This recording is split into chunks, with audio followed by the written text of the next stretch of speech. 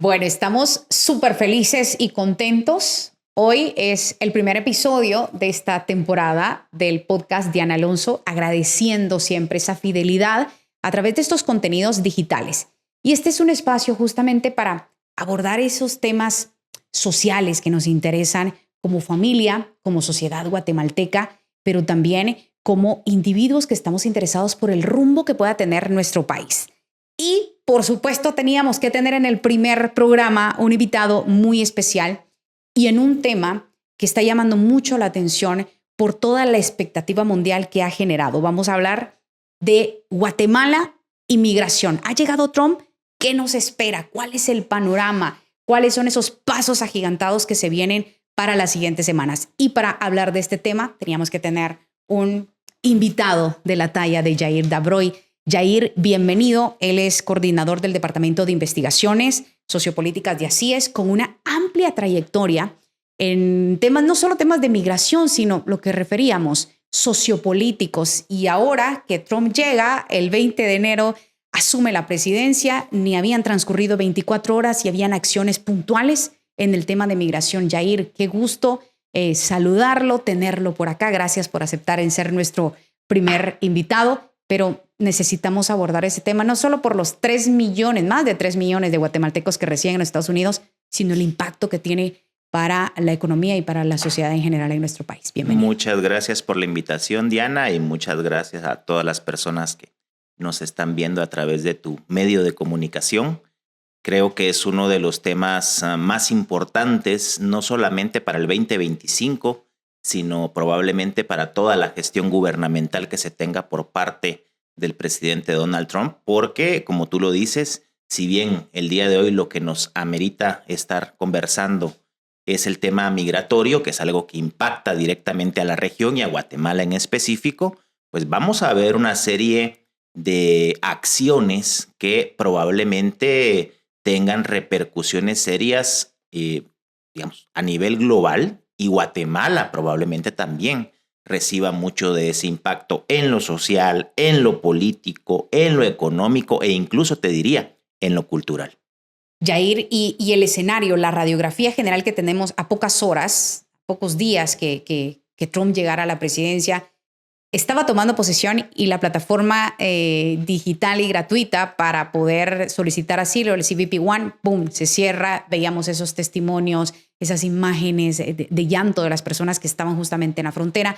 Por ese punto es eso, el adiós a cualquier intento de ingresar ilegalmente. Por otro lado, en Guatemala, ya dijimos la cifra, más de 3 millones de guatemaltecos residen en los Estados Unidos, un gran porcentaje de forma ilegal. Y esos son de los datos que tenemos, porque hay un subregistro. Exacto.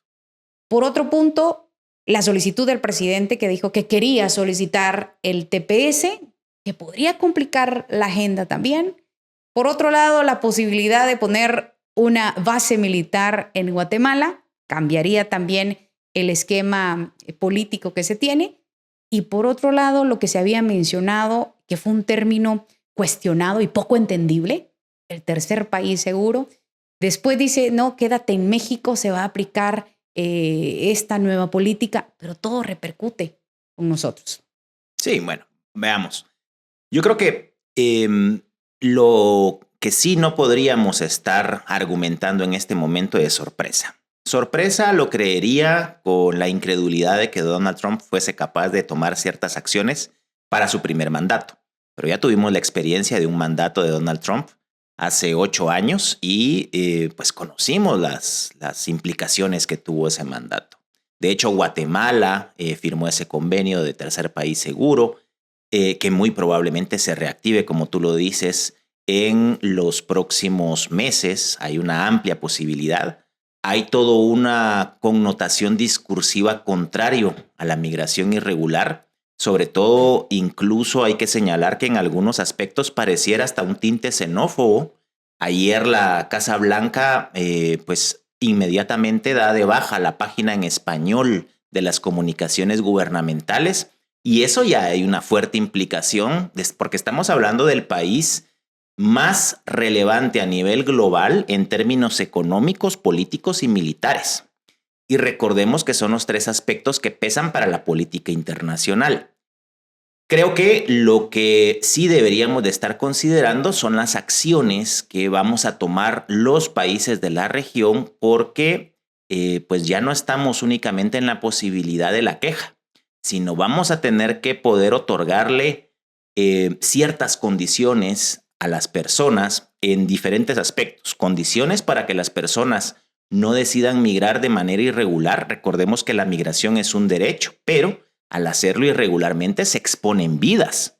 Claro. Lo siguiente, tendremos que pensar cómo desarrollar las economías a nivel local. Ahí te hablo de programas de desarrollo económico local, donde probablemente las municipalidades sean un actor protagónico por la cercanía que tienen con su gente.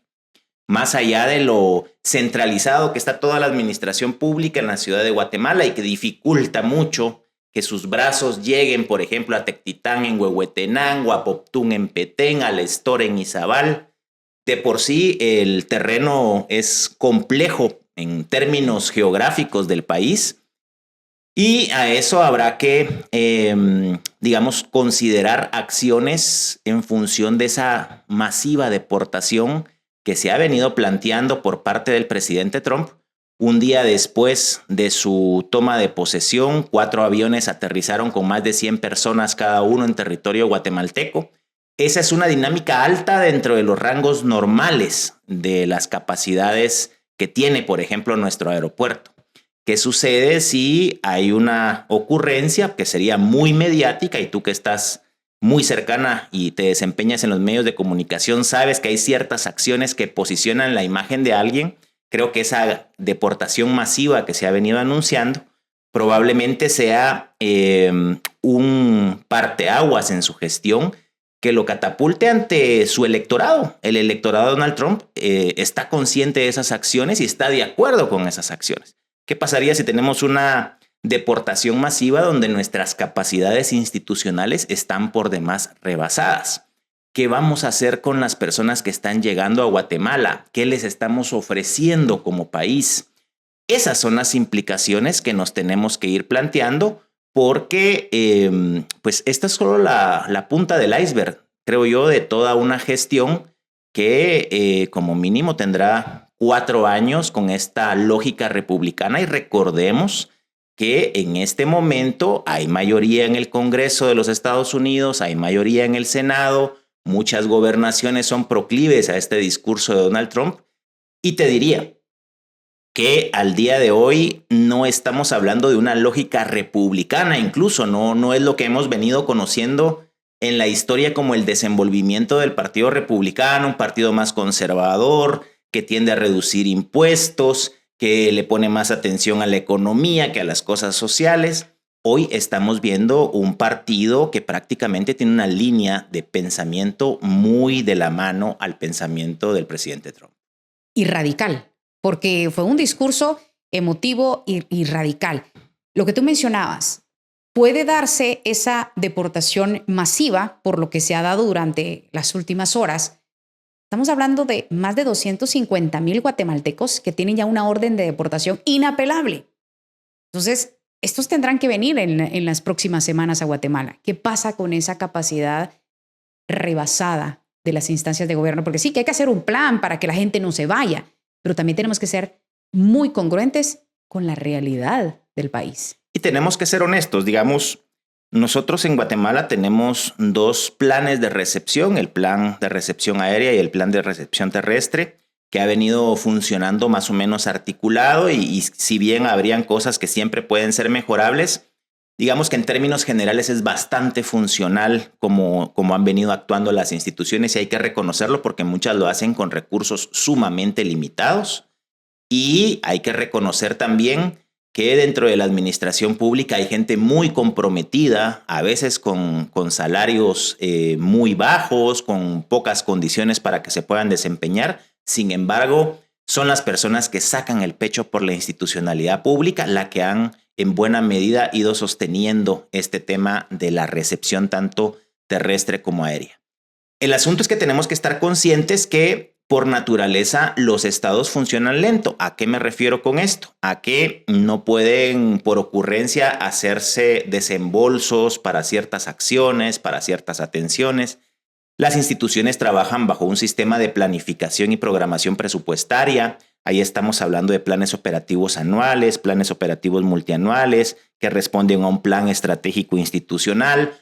Todo lleva una serie de procesos. Si tú eres nombrada ministra de Comunicaciones, por ejemplo, no es de que nada más llegas. Voy a llegar con una varita. Exacto, y yo puedo hacer las cosas así como que fuese una empresa privada. No funciona así porque hay una rendición de cuentas, hay una Contraloría General de Cuentas que te está fiscalizando a ti y a tu equipo, hay cuentadancia por 20 años y se salta uno un proceso. Entonces no es tan sencillo poder responder a este tipo de acciones. Y es natural dentro de la gestión institucional que se den espacios de ensayo y error. ¿A qué me refiero? Nunca nos hemos enfrentado a una gran deportación masiva. Así que probablemente las primeras acciones de atención no estén tan coordinadas como quisiéramos y creo que probablemente se vale que eso llegue a suceder porque es como nuestras primeras veces en todo, ¿no? ¿Va a ser inminente la llegada de esos 250,000 guatemaltecos? No sé si de los 250,000 guatemaltecos, pero sí creo que va a haber una acción de una gran deportación. O sea, eso sí creo que va. Han hablado de dos lógicas. Una, de que se pueda pensar en dar facilidades a las personas que por su propia voluntad decidan regresar a sus países. Nosotros nos enfocamos en el caso de Guatemala, pero recordemos que está México, está el resto de la región centroamericana, está Haití, está República Dominicana, está Puerto Rico, está Venezuela, Colombia, Brasil. Es decir, el escenario es bastante complejo. Y es interesante cómo el propio presidente Trump declaró una situación de emergencia nacional en la frontera sur porque eso le otorga ciertos permisos y facilidades de acción que en términos normales él no podría realizar. Uno de esos es el tema presupuestario. Cada uno de esos migrantes retornados se han hecho estimaciones que puede rondar entre los 14 y los 24,000 dólares por persona. O sea, es un costo elevado. Probablemente, no sé cómo se maneje, porque en Estados Unidos incluso muchas de las cárceles son administradas por empresas privadas y al final de cuentas hay una renta ahí, incluso teniendo personas detenidas. Pero recordemos que no va a ser tan sencillo también en términos operativos esa gran operación. Creo que se va a dar por lo menos una gran deportación, que es su mecanismo de amenaza para países como nosotros, y mediáticamente a él en lo personal, con sus electores, le haría muy bien, aunque obviamente a nosotros nos perjudica. Cuando mencionas definitivamente que no se sabe si vendrán todos, pero que van a haber algunos que van a retornar de forma voluntaria, esto, ¿crees que también la migración se va a detener por miedo? Es decir, las personas que quieren irse a Estados Unidos, las redes de coyotaje van a detenerse. Del todo no creo que se detengan y ya lo vimos incluso en la gestión anterior de Donald Trump. Creo que hay mucho que aprender de esa primera gestión de Donald Trump en materia migratoria, donde lo que sucedió de manera inmediata es un incremento en el precio. Antes estábamos hablando más o menos de los 7, 8 mil dólares por persona para moverse irregularmente hacia los Estados Unidos por medio de una red de coyotaje. Al día de hoy las cifras se han elevado rotundamente producto de las declaraciones del presidente Trump. En ese momento, no sé si te recuerdas, pero estaba muy en la palestra el tema de la construcción del muro, que ahora se vuelve a retomar nuevamente ese discurso. Y pues una de las acciones va a ser el incremento de costos. O sea, las personas que decidan irse a través de una red de traficantes de personas, porque eso es lo que son, Diana, trafican con seres humanos, los exponen a vulneración de derechos humanos y los exponen incluso a la pérdida de su vida. O sea, no es poca cosa. Muchos de estas redes también negocian con cárteles de la droga, Terrible. con temas de secuestros. Hay conocimiento de pandillas centroamericanas que operan en ciertas áreas y por el derecho de paso te cobran una cifra elevada donde tú tienes que llevar incluso hasta un collarcito o saber una palabra clave para poder entregarla a esas personas. Entonces creo que de inmediato se van a incrementar costos. Sí se percibe temor, Diana. De hecho, hoy hubo una serie de declaraciones a través de entrevistas por medios de comunicación en México donde conversaban con diferentes personas que quedaron por CBP One fuera de las solicitudes de asilo, y hay una sensación de total incertidumbre, de miedo y de desesperanza, que yo creo que ese es uno de los puntos más interesantes en el ser humano. Si tú te quedas sin esperanza, pues ya no hay mucho que hacer. Ya no hay mucho que hacer, y recordemos que si bien hay personas que tienen en la cabeza el hecho de que se van a volver millonarias yendo a los Estados Unidos, que van a tener no sé qué vehículos, que van a tener famoso sueño americano. Exacto. Pues recordemos que hay muchos que salen también por temas de amenazas y amenazas reales. Claro. Y los estamos en algunos casos obligando a que sean sujetos de violaciones a sus derechos humanos o incluso que sean asesinados. La data del 2024, ¿qué radiografía manejan? ¿Qué departamentos son los que presentaron la mayor migración? Siempre decimos el occidente, pero actualizar esa radiografía. Sí y no es el occidente. ¿A qué me refiero con esto? Hay departamentos que tienen alta preponderancia migratoria histórica. La migración no es reciente, probablemente tiene ciertas cohortes, por así decirlo, o ciertos periodos donde la migración cambia, pero la migración de guatemaltecos a los Estados Unidos comienza a darse incluso desde los años 50 bajo otras condiciones. Te diría que al día de hoy uno de los departamentos que históricamente ha tenido preponderancia es Huehuetenango. De hecho, hay comunidades de ciertos municipios, como el caso de Jacaltenango, que tienen una comunidad en Florida que se llama Júpiter, donde prácticamente todos son jacaltecos, hablan en su idioma y generan los mecanismos. Incluso cuando alguien de la comunidad quiere irse a trabajar allá con ellos generan las condiciones económicas, la recepción, la búsqueda de trabajo para que puedan trabajar con ellos. Pero te decía que no, porque hay una migración que también está invisibilizada. Tal vez es mucho más práctico mencionar Occidente por nuestros pueblos originarios, pero hay una migración muy fuerte también de las áreas centrales, urbanas, mestizas, que queda invisibilizada. Zacapa, por ejemplo, es uno de los departamentos con más población migratoria. Chiquimula también, una población migratoria que muchas veces incluso por cuestiones de fisionomía, ¿no? Que pasa desapercibida porque asumimos que como son blanquitos, canchitos, ojitos verdes o azules, no tienen necesidad de migrar. Por el contrario, son altamente... es una comunidad altamente dada a la migración, con raíces históricas. Te hablo más o menos desde los años 80, 90, donde se han venido asentando familias en diferentes estados en los Estados Unidos. Y lo otro es el departamento de Guatemala, Diana.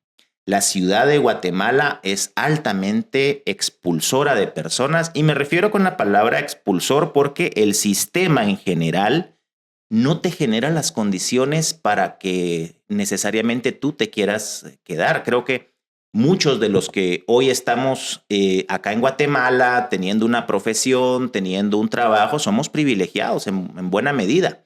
No son las condiciones de mucha de la población.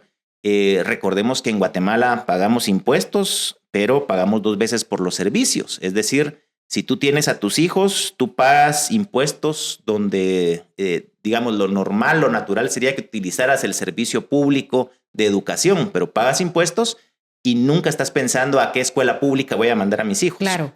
Si tú te enfermas, no vas a estar pensando, por favor, llévenme a un hospital público o a un hospital departamental público. Lo que tu capacidad económica pueda cubrir en temas de salud. Y yo he dicho que incluso tener dinero en Guatemala se vuelve complejo, porque muchas veces la desconfianza en las instituciones públicas es tal que si tú tienes dinero, lo primero que quieres es que no se sepa que tienes dinero y contratar un servicio de seguridad que te dé todas las garantías, porque no confías en el Estado. Y acá no estamos hablando de gobiernos como tal, eso lo quiero dejar claro. Estamos hablando de una construcción histórica donde el Estado ha dejado de responder por décadas a sus ciudadanos. Y son de las cosas que creo que incentivan drásticamente la migración. Nosotros, digamos, en buena medida deberíamos de ver a la migración esa como una opción. Nosotros comenzamos también a descubrir desde ACIES cómo hay una alta tasa migratoria de personas de clase media, media alta, que están buscando inmediatamente, incluso en el colegio, los patojos, las patojas, en qué momento me sale una beca y me voy. Claro. Me sale trabajo en Europa, me sale trabajo en Asia, en Estados Unidos. Yo ya no quiero regresar a este país donde todos somos cómplices, Diana. Todos somos cómplices incumpliendo la ley en diferentes espacios. Te pongo un ejemplo. Yo lo viví hace un rato que estaba por estacionar para acá. Si soy yo puedo poner las luces de emergencia donde se me dé la gana y todo el mundo tiene que esperarse porque estoy esperando a alguien, por lo que sea. Pero cuando se vulnera mi derecho, entonces ahí sí me quejo. Yo puedo poner mi carro estacionado afuera de tu portón y si tú quieres salir, pues te tienes que aguantar. En fin, hay una serie de cuestiones, nos pasamos rojo. Entonces, todo ese tipo de cosas. Violencia en el mismo tránsito. Exacto. Pero eso, date cuenta con nuestra población migrante. Hay cambios de conducta en los Estados Unidos. No vas a ver ese tipo de comportamientos en los Estados Unidos. ¿Por qué? Porque la ley se cumple. Claro. Cuando mencionas también los departamentos, tú dices, tenemos Huehuetenango, pero está Zacapa, está Chiquimula, el mismo departamento de Guatemala. Ahí es donde hay que encenderle el foco también a los alcaldes, a empezar a priorizar proyectos de desarrollo de los municipios. Y yo creo que ahí reitero ese tema de la complicidad porque he tenido la oportunidad también de trabajar viviendo por un par de años, por ejemplo, en el caso de Huehuetenango, y podía darme cuenta cómo las personas asocian desarrollo a infraestructura, que probablemente sea una de las cuestiones importantes para generar de desarrollo, pero no es la única. Entonces, hay que trascender también en esa visión donde nosotros podamos ir construyendo espacios de ciudadanía acompañando a nuestras autoridades. Estamos a unos días de que se dé este tema de la clasificación obligatoria de la basura, de los desechos. Entonces, ese es un reto, digamos, donde nosotros debemos de asumir una responsabilidad. Nosotros, me refiero a las personas que utilizamos el servicio de extracción de basura, pero también hay una corresponsabilidad, en este caso, por parte de las autoridades municipales, que hasta la fecha... Que no se han preparado. Exacto. Entonces... Pensaron que se les iba a dar una prórroga o algo. Ese es el tipo de cuestiones donde tenemos que ir viendo cómo podemos mejorar condiciones de desarrollo. Yo te decía que uno de los aspectos importantes, por ejemplo, en el tema de las personas que puedan ser deportadas, es qué le ofreces tú en el país a esas personas. Vienen más endeudados, con más preocupaciones, probablemente también por los factores de violencia, como mencionabas, ¿verdad? Que fueron amenazados, tuvieron que salir. ¿Y con qué vienen a Guatemala? ¿Qué les espera? Te pongo un ejemplo. Nosotros pensaríamos, la tasa de aprendizaje de inglés en los Estados Unidos de nuestros migrantes es sumamente baja. Anda entre el 8 y 10% de las personas que pueden tener una conversación en inglés. Uno pensaría que una oportunidad es el tema del turismo. Cómo los puedes vincular a espacios donde llegan turistas que necesitan comunicarse en inglés, no sé, Antigua Guatemala, Petén, Panajachel. Sin embargo, vemos también cómo nuestras mismas condiciones deficitarias históricas hoy hacen que ir a Antigua no sea tan sencillo. Yo no sé si tú quieres salir con tu familia, por ejemplo. Estoy seguro que no es tan fácil que digas, en 40 minutos estamos en la Antigua, nos tomamos un cafecito, paseamos por ahí, compramos algunos recuerditos. Te puedes tardar 3 horas y media, 4 horas. En llegar. Y eso ya lo comienza a resentir el turismo. Y hay otros países más o menos en ciertas condiciones, como Costa Rica, por ejemplo, que te ofrecen otro tipo de condiciones de infraestructura, donde la gente, digamos, es racional y dice, bueno, tengo estas dos opciones a visitar. Este país es más seguro, tiene mejor condición de infraestructura, este es más bonito, pero no me ofrece las condiciones, prefiero ir a donde sí se me ofrezcan las condiciones. Entonces, esas personas difícilmente van a ser empleadas en el sector turismo. La competitividad que se tiene en cuanto a nuestras capacidades muchas veces es alta porque las personas desarrollan una serie de capacidades en los Estados Unidos, producto del aprendizaje, el tipo de trabajo que se realiza, que, ojo, por ejemplo, el tema de construcción no es lo mismo la construcción en Estados Unidos que la que tenemos nosotros acá. Mucha gente decía, ¿por qué no construyen las casas en California con esto de los incendios. Pues hay otras pautas de construcción regulatorias, culturales incluso, que pueden orientar patrones distintos en la construcción, pero muchos de nuestros compatriotas aprenden este tipo de técnicas. El asunto es que la oferta que se tiene en el país no necesariamente coincide con la que ellos, digamos, van a contar con esas herramientas. Y lo otro es el tema de los salarios.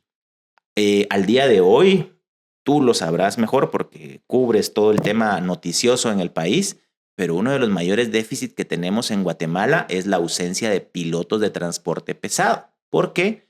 Porque en Estados Unidos me pagan $200 al día por conducir un camión del año con prácticamente un apartamento atrás donde yo puedo pernoctar en la cabina del camión con todas las comodidades. La ley obliga a que únicamente conduzca 8 horas.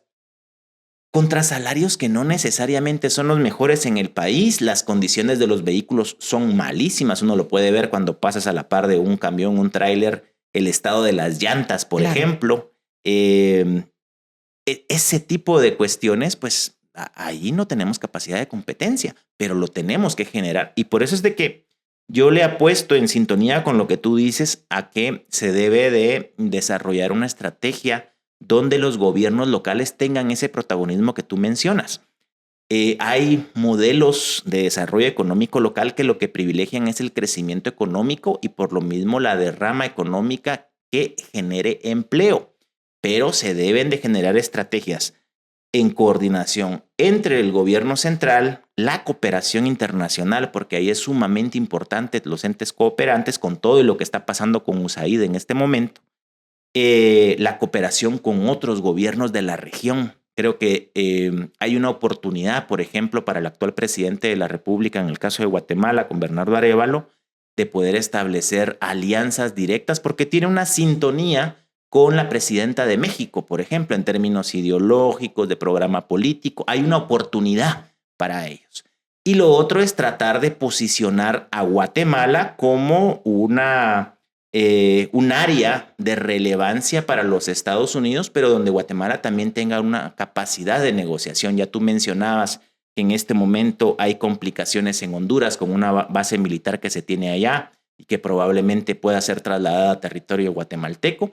Es un espacio de oportunidad para Guatemala si lo sabe negociar. Claro, perdón que te tenga eso. No verlo como algo de miedo o que nos van a venir a poner una base militar, sino esa puede ser una de las estrategias principales de gobierno, la negociación y aprovechar esas oportunidades. No estamos entonces en el mejor plano de ponernos, como decimos en Guatemala, con nuestros moños. Creo que no estamos en esas condiciones. Para todo hay momentos, como hasta la propia Sagradas Escrituras te lo plantean.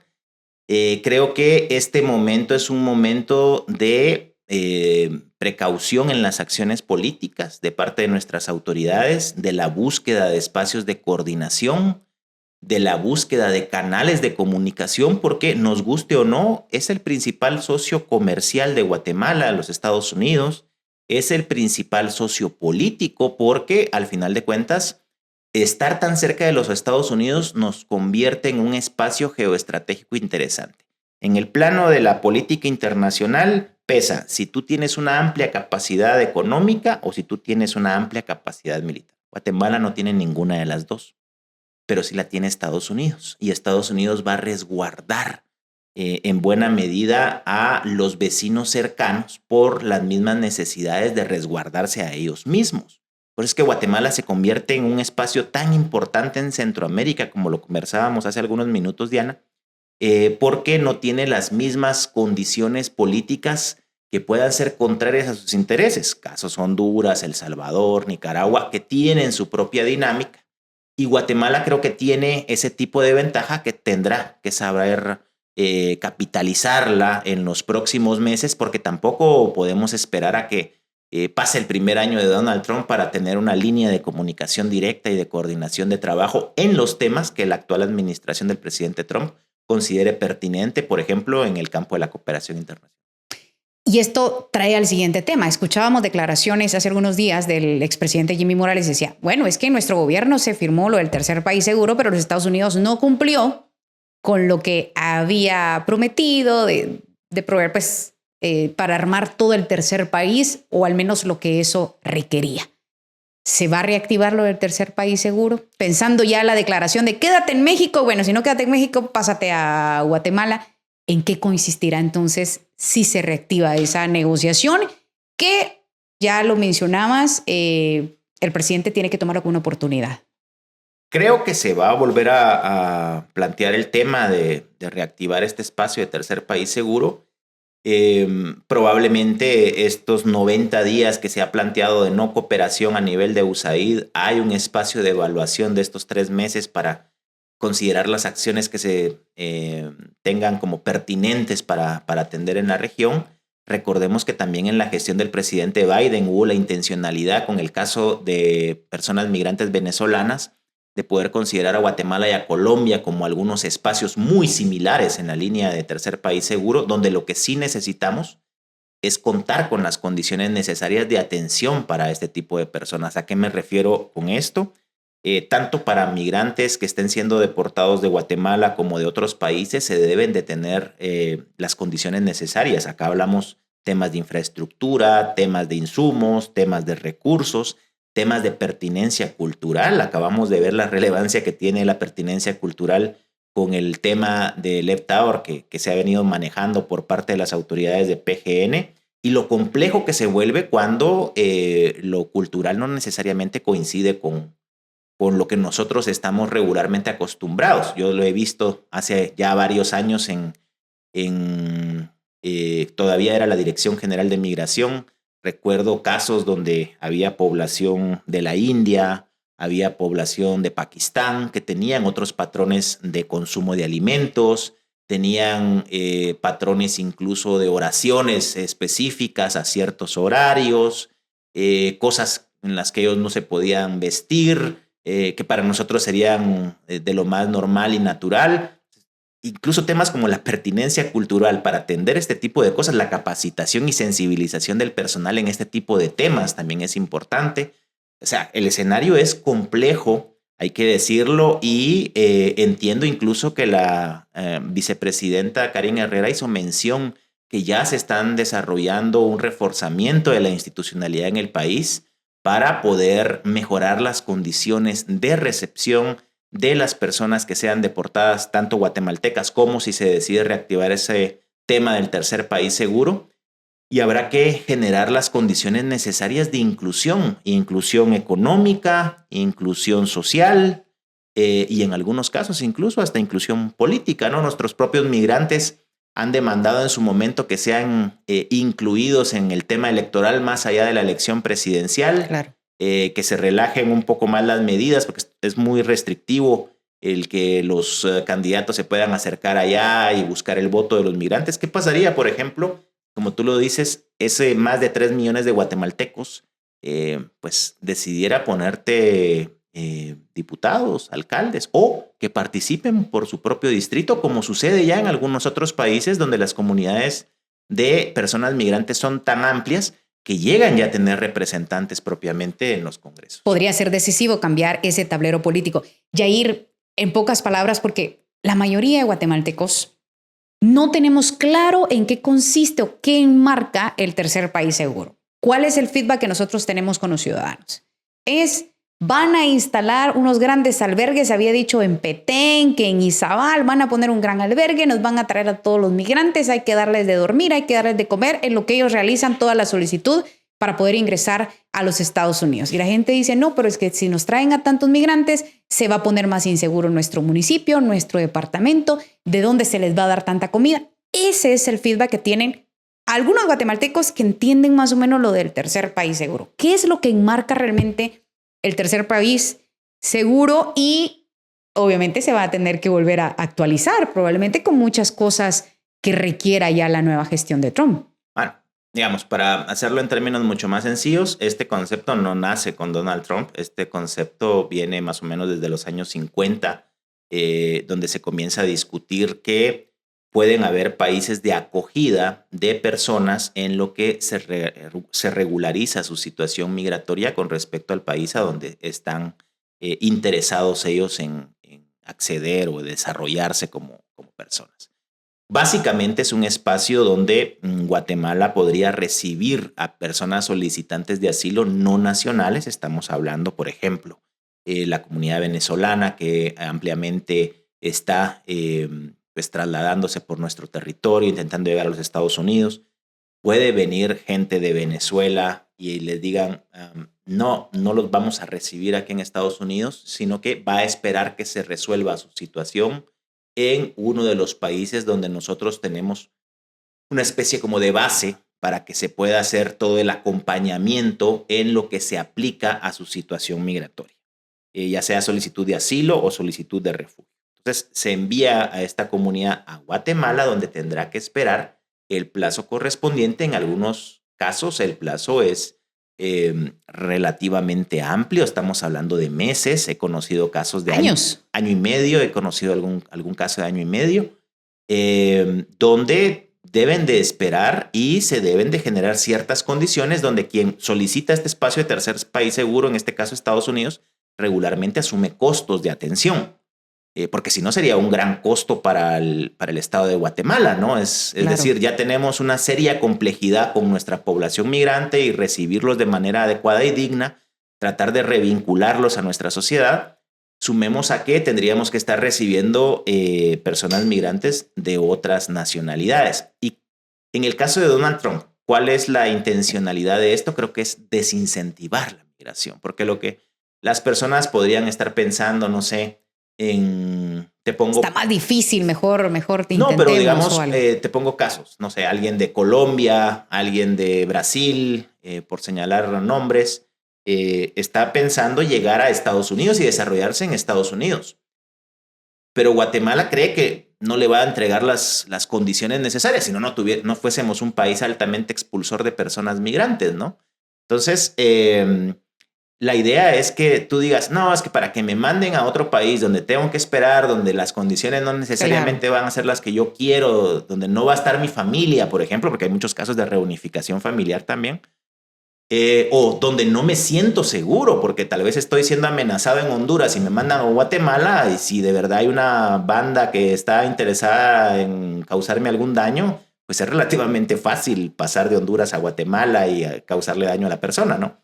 Entonces, ese es el tipo de complejidad que tiene el tema de tercer país seguro. Y obviamente, creo que sí es importante mencionarle a las personas que nos están escuchando y que nos están viendo, que lo que sí debemos de hacer es evitar caer en acciones de xenofobia, donde criminalicemos a cualquier persona que haya sido deportada. Y acá no hablo solamente de personas extranjeras, también hablo, hay mucha... De nuestro mismo paisano, Sí, nuestro mismo exacto, guatemalteco. hay mucha crítica sobre las personas que han sido deportadas. De hecho, por eso es que ellos mismos comenzaron a solicitar que no se les llame deportados, porque las empresas, por ejemplo, cuando les decían que habían llegado deportados, no, yo con un deportado no. El rechazo social. Exacto. Entonces, ellos mismos pidieron que se les fuera llamando de otra forma, y actualmente el acuerdo político es llamarle persona en situación de retorno, ¿no? O sea, esas personas están siendo retornadas, y recordemos que en muchos casos en contra de su voluntad, ¿no? Ahora, el punto, ya que hablamos de las personas, qué interesante el término, ¿verdad? Personas retornadas. Esos más de 250,000 que tienen una orden de deportación inapelable, pero hay que recordar que también ya Trump anunció que se quitaban esas zonas o refugios seguros, es decir, se permite redadas migratorias en iglesias, en centros educativos, en hospitales, en albergues que eran para personas por desastres naturales, incluso de violencia intrafamiliar. Todo se va a reflejar en dinero, en plata, Yair. Se viene una avalancha dura económica para Guatemala, es decir, va a haber miedo de salir a trabajar en los Estados Unidos para generar y mandar dinero a la familia aquí a Guatemala. ¿Se va a percibir? ¿Qué proyección tienen ustedes para ello? Bueno, veamos un poco qué fue lo que sucedió con la llegada de Donald Trump hace 8 años, y algunas declaraciones que han dado también las autoridades del Banco de Guatemala. Regularmente, ante estas acciones comienza a existir temor dentro de la comunidad migrante guatemalteca, y una de las cuestiones es el deseo de enviar ahorros a sus familiares, que también tenemos que ser honestos. Muchas veces el migrante guatemalteco no se siente del todo seguro enviando todos sus ahorros a Guatemala porque no tiene absoluta certeza de que se lo van a guardar tal y como se lo están Ni diciendo, porque ¿no? fuera la familia. Exacto. Entonces, hay muchos casos, ¿no? Entonces, pero regularmente existe un temor donde el ahorro se trata de enviar de manera inmediata al país. El otro aspecto es que no solamente son cuestiones de nuestros migrantes, sino de las personas que contratan los servicios de estos migrantes, que es irónico porque el propio presidente Trump ha tenido dentro de sus espacios de contratación a personas guatemaltecas. Hay videos en YouTube donde él le pregunta a alguien en uno de sus hoteles que de dónde es y de Guatemala, y la persona no está en situación regular. Eso antes de que fuera presidente y todo ese tipo de cosas. Pero ¿a qué me quiero referir con esto? A que hay temor también de contratar a personas en situación irregular porque pueden existir multas, cierres de empresas que Claro. perjudiquen este tipo de acciones. Y ha sucedido en el pasado. De hecho, en Nueva York, por ejemplo, varios guatemaltecos migrantes han dicho que no se les ha estado dando la oportunidad de trabajar en trabajos por hora debido al temor que existe por contratar personas en situación irregular, ¿no? En situación migratoria irregular. Así que creo que se viene un escenario complicado. El guatemalteco también tiene características interesantes, Diana, y es que es una de las comunidades que mantiene un vínculo de envío de dinero a sus familiares, incluso más allá de los 5 o 10 años. Hay migrantes con más de 20 años que continúan enviando permanentemente una remesa a su familia. En algunos casos estamos hablando que los hijos ya son mayores de edad y continúan, tienen 25, 27, 28 años y continúan recibiendo una remesa. Estamos hablando que la persona en los Estados Unidos decidió formar una nueva familia, o la persona acá en Guatemala también, pero eso no impide que envíen dinero El a la apoyo. anterior familia. O sea, es muy interesante.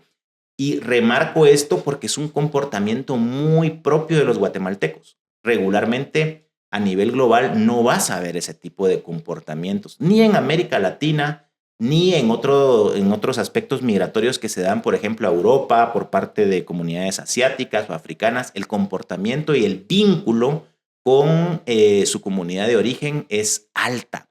El otro aspecto es el aspecto cultural, ¿no? Cómo se continúan enviando dinero de apoyo a festividades que se tienen en el pueblo. Eso es súper interesante porque es una forma de mantener ese vínculo de añoranza que se tiene con la comunidad donde nací, ¿no? Mi gente, mi territorio. Y es que hay comportamientos muy propios también de los guatemaltecos. Hemos podido ver cómo en muchas comunidades de guatemaltecos a nivel de trabajo agrícola, el guatemalteco no resulta aprendiendo el inglés porque a veces no está interesado en interactuar con... Claro, se terminan casando con mismos guatemaltecos, otros Exacto. latinos, la comunidad sigue muy fuerte. Exacto. E incluso hablan en su propio idioma, en el idioma maya, garífona, xinca, que se hable en esa comunidad.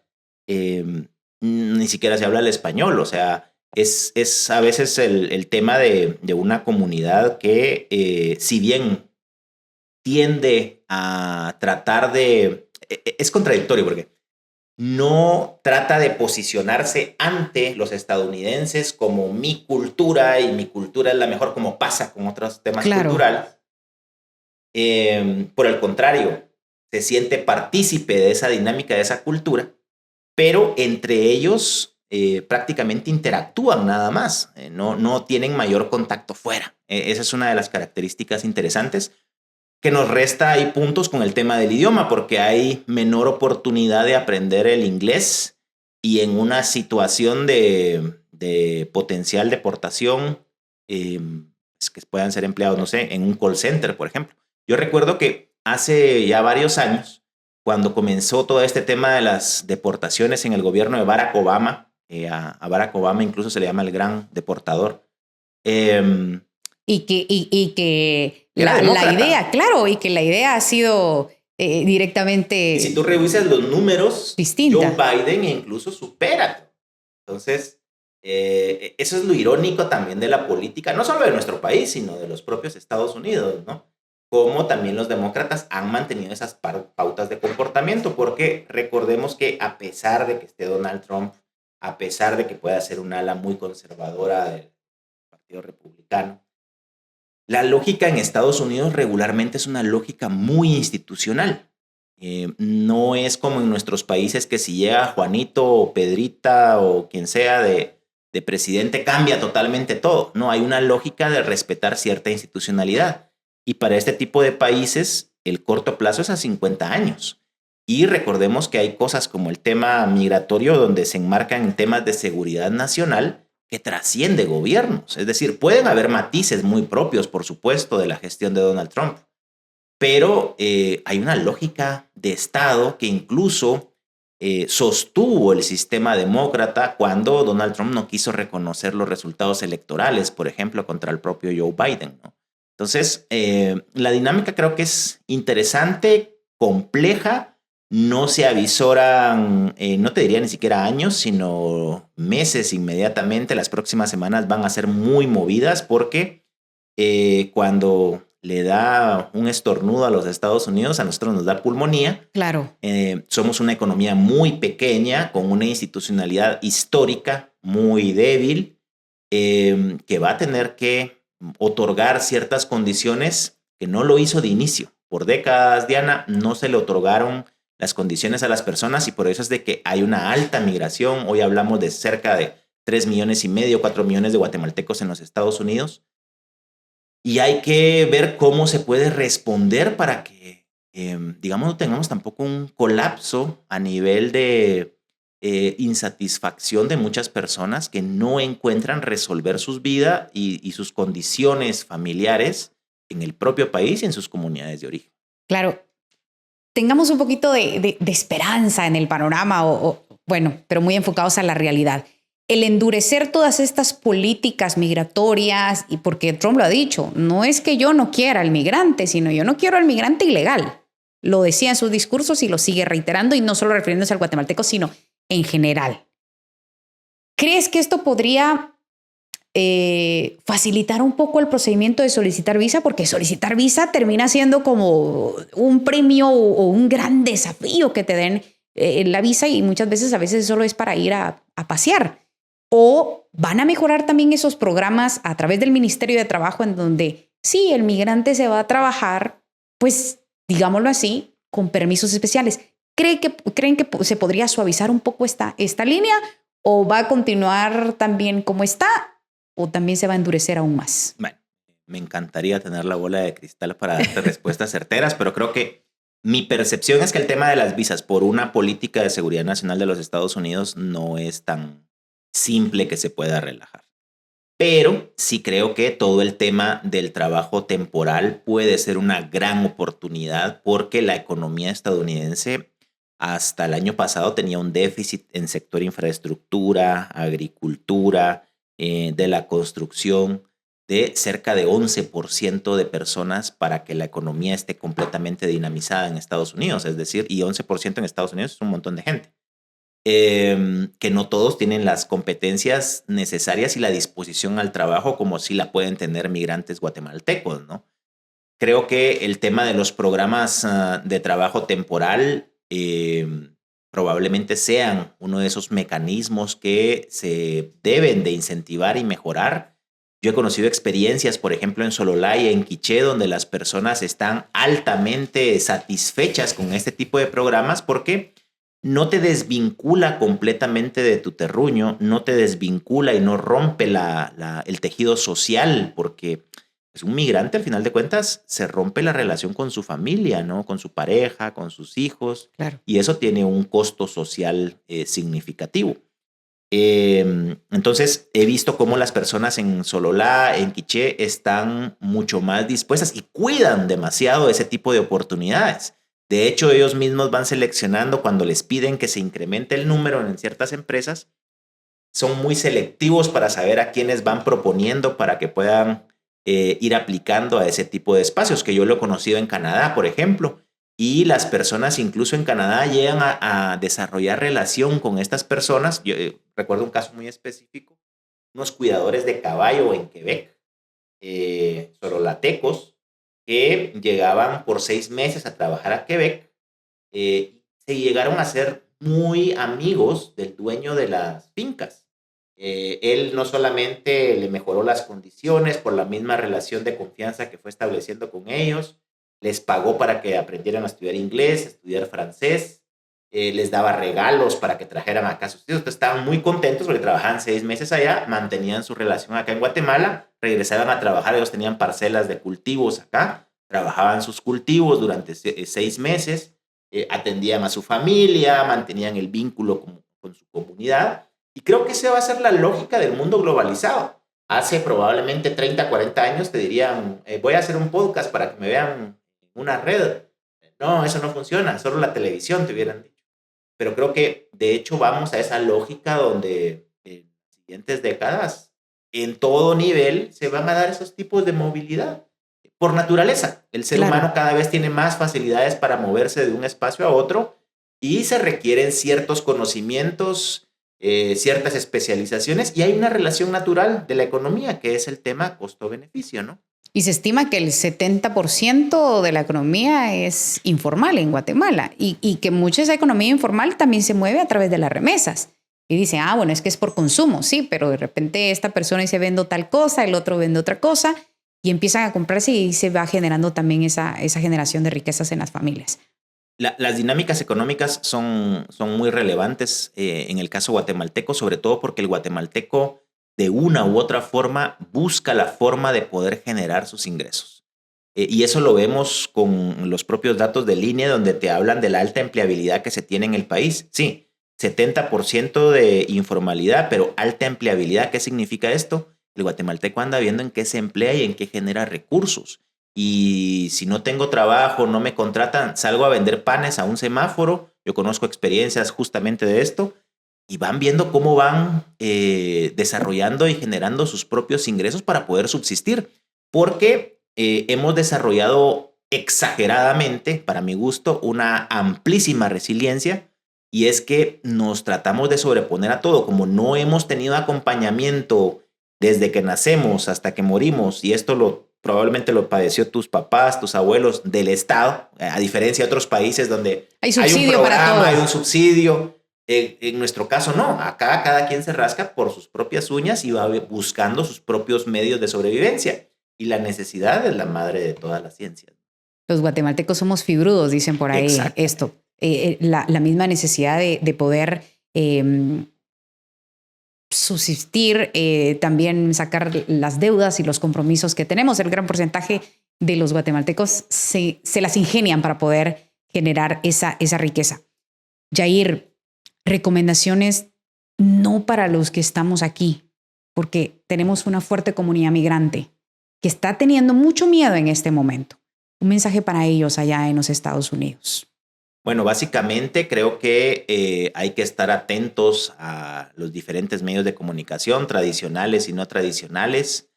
Hay que ser muy precavidos en nuestras acciones. ¿A qué me refiero con esto? A evitar cometer cualquier tipo de cuestión donde una autoridad a nivel de policía pueda detenerme, pueda digamos, yo ser sujeto de que me pare la policía porque estoy consumiendo alcohol o estoy teniendo un comportamiento inapropiado en espacios públicos.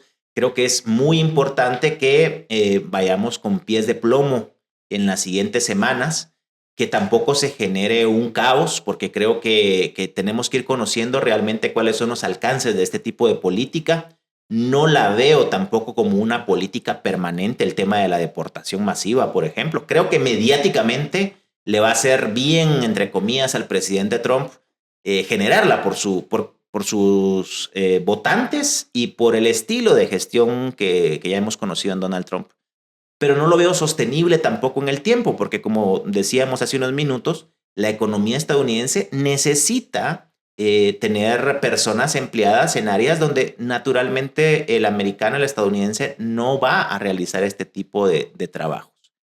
Y así que creo que tenemos que ser muy precavidos en nuestras acciones. Creo que es importante que se organicen entre guatemaltecos y guatemaltecas en Estados Unidos. Hay varias asociaciones de migrantes, muchas de ellas te siguen, Diana, y creo que es oportuno señalar la relevancia de que puedan establecer una base de datos, que se puedan compartir información, donde se generen estas redes de apoyo. Hay que ver también si van a existir alguna especie de apoyo a nivel de refugios, de albergues en casos extremos. Y nosotros desde Guatemala también tenemos que ir generando esas coordinaciones con nuestra gente en los Estados Unidos a nivel de estas asociaciones de migrantes para ver cuáles son los requerimientos que ellos nos plantean y cómo podemos nosotros también aportarles a ellos. Y a nuestro paisano acá, no migrar. No migrar en situación irregular. Yo creo que la migración es un derecho, pero consideramos relevante el tema de la migración regular y ordenada y legal. Esas son las tres condicionantes de la migración. Yo en su momento lo he hecho también, probablemente no tiene ningún nivel de comparación con una migración irregular por todos los riesgos que se tienen, pero también he vivido, por ejemplo, la añoranza por el país, por tu gente, por tu comida, por tus relaciones acá en tierra guatemalteca, que uno nunca va a estar mejor que en su propio país. Eso es irónico. O sea, puedes estar tú en el mejor país del mundo, ya sea Estados Unidos, en Europa, en Asia, en África, donde tú quisieras estar, Oceanía, y nunca te vas a sentir tan arropada como con tu gente. Yair, muchísimas gracias por esta conversación. Esperemos que este mensaje también sirva de aliento a nuestros hermanos migrantes allá en Estados Unidos, pero también sirva como para analizar un panorama de lo que nos viene políticamente, guardando la esperanza de que mañana será mejor, dice una famosa canción.